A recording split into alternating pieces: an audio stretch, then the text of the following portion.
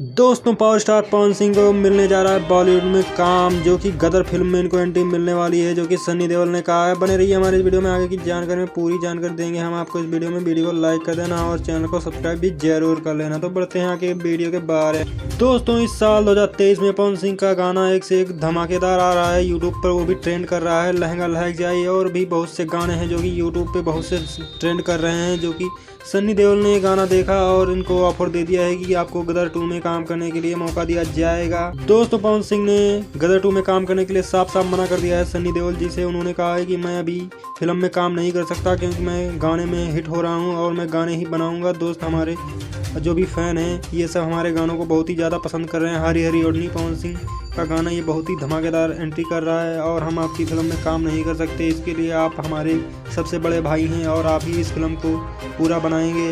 दोस्तों, इस बात पे केसारी ने भी बोल दिया है कि ये पवन भाई ने बहुत ही अच्छा जवाब दिया है सन्नी देओल जी को और वो आपके बड़ी गुरु हैं, तो आप उस फिल्म में काम ना करें तो ही अच्छा है। क्योंकि भोजपुरी इंडस्ट्री वाले अगर बॉलीवुड में घुस जाएंगे तो दर्शक को मज़ा नहीं आएगा और वो इस फिल्म को छोड़ देंगे, देखेंगे भी नहीं। दोस्तों, वीडियो कैसी लगी वीडियो में कमेंट में जरूर बताएं, क्या पवन सिंह ने सही बताया या नहीं।